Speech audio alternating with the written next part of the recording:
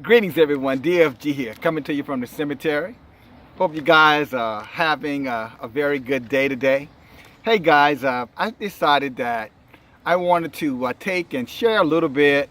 I wanted to share some information with you about the history of the United States. And in particular, what I want to share because of the election that is coming up in a couple of weeks. And no, this is not, a message around political affiliations or anything of that nature, but in a time where our nation, this country, it seems or appears to be becoming more and more divided, to becoming more and more polarized. I thought I would take a moment and just share a message with you guys. And this message was written right about 1860. Matter of fact, it was written 1865 to be exact. 1865. And I share this message with you just as a reminder of, what can happen based off of what has happened. And, as the old saying, those who forget the past are doomed to repeat the past. So maybe this message will inspire some of you, in the hearing of my voice, to share this video, with your friends, your family, or nothing else with your children, and maybe even, inspire or provoke some dialogue with them on the dangers, of divisiveness or allowing yourself to be, polarized. In other words, not being able to have differences, and yet still be able to be agreeable. So I've used the term before, we can agree to disagree. You follow me? I don't have to be wrong, for you to be right. But with that said, let me share this with you. And this is a letter. This is Abraham Lincoln's inaugural address. And I'm sure everybody knows who Abraham Lincoln is, so I'm not going to get into all of that. But here's what it says. And I'm going to give a little commentary with you as I go through it. And I'll go through it as quick as possible, so bear with me here. It says 1/8 of the whole population were colored slaves, not distributed generally over the Union, but localized in the southern part of it. These slaves constituted a particular and powerful interest. All knew that this interest was somehow the cause of the war. To strengthen, perpetuate, and extend this interest was the object for which the insurgents would rend the Union, even by war, while the government claimed no right to do more than to restrict the territorial enlargement of it. And so it says, well, these slaves constituted a particular and powerful interest. And I would tell you that at that particular time, slavery in America was the number 1 economic engine in this country. As a matter of fact, the South at the time of up until 1865, mid-1860s, was the 5th largest economy in the world, the South, based off of slave labor. So the interest, that's what it's talking about. It was about, it was money. It says, back to reading, neither party expected for the war the magnitude or the duration which it has already attained, because at this point the war had gone on almost 5 years. Neither anticipated that the cause of the conflict might cease, or even before the conflict itself should cease.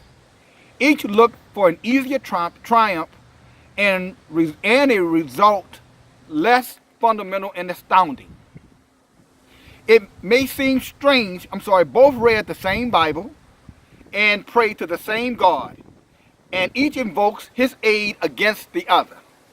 It may seem strange that any men should dare to ask a just God's assistance in wringing bread from the sweat of other men's face. Now he's talking in this case is that, the plantation elite or the plantation system, aristocracy, how they were using other men's sweat and blood to enrich themselves. Is what he means by their bread from another man's face, talking about of those who were enslaved.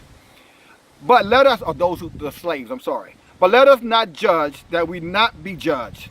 The prayers of both could not be answered, that neither of them has been answered fully. The Almighty has his own purposes. It says, woe unto the world because of offenses, for it must need be that offenses come. But woe to the man by whom the offenses cometh. If we shall suppose that American slavery is one of those offenses in which, in the providence of God, must needs come, but which, having continued through his appointed time, he now wills to remove, and that he gives to both North and South this terrible war, as the war to do to those whom the offenses came. Shall we discern therein any departure from those divine attributes, which the believers in the living God always ascribe to him? Finally do we hope, fervently do we pray, that this mighty scourge of war may speedily pass away. Yet if God wills that it continues until the wealth piles up by the slaves 250 years of unrepaid toll shall be sunk, and every drop of blood drawn with a lash shall be paid by another man's blood with a sword. As was said 3,000 years ago, so still it must be said, the judgments of the Lord are true and righteous altogether. And if, for those who don't know, that war, there were over 1 million Americans died at that particular time. Something like 1/5 of the total population of America died during that 5-year period of the Civil War. And thousands and hundreds of thousands were injured, maimed, etc. So I share that with you just to share that, when you look at history as a lesson of what happens to a nation, when a nation becomes so divided, so polarized, so self-serving that it forgets humanity, it forgets respect, it forgets its own sense of self-worth and dignity, then the consequences can only be what the consequences will be, and that is destruction of that nation. And I say that in this particular time, that we're at high risk of having that happen to us. Whether that's today or 6 months from today, only Yahweh knows. But I will tell you that I believe that Yahweh's will is always going to be predicated on our behavior. So in essence, if we as men seek Yahweh, seek ourselves, seek before him, ask him, to give us compassion, ask him to give us guidance, ask him for wisdom, ask him, for a sense of purpose and of righteousness, then I believe that whatever is a consequence that could befall a nation because of the behavior that we see going on, the polarization of America that we see happening right all around us, I think it can be avoided. But that's not going to happen if we, the people, don't stand up and be the Americans, stand for the nation that we say that we would always stand for and support. And you've heard me say it before, what is patriotism? You know what I'm saying? And patriotism is really taking a stand for what is right and standing for, those who stand for what is right. And a patriot is never someone who's going to take the wrong stance.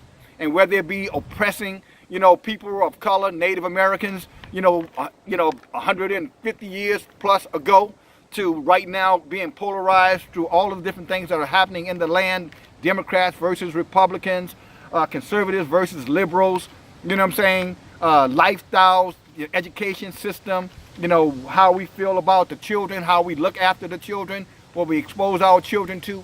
All those things will come at a very, very high price, a very, very high cost if we, the people, the adults mainly am I speaking to, don't take out the time for reflection, take out time for better understanding, take out time for compromise, take out time for civilness, and all of that has to be taking out time, in my opinion, understanding that the same just God, using Lincoln's word, Yahweh, seeking after that, the Creator, and making sure that everything that we do is in alignment with what the Creator knows is best for us, then, we can avoid the catastrophe, or we can prepare ourselves, to see history repeat itself again. Okay? It's just my commentary. I just wanted to share that. Hope it makes a little sense to you. And if nothing else, again, history, again, is there for the learned. And it's to teach us, to help us to understand, what our mistakes have been in the past and how to, avoid making those mistakes in the future. Okay? So there you have it, DFG. You know, thank you guys, coming to you from the graveyard. Hope you're having a great day. And hey, 2 weeks, you know, a lot of things are going to get decided depending on how Congress shakes out. I would just say to you, vote your conscience and vote what's right and vote for what's in the best interest of mankind, especially the mankind on this continent.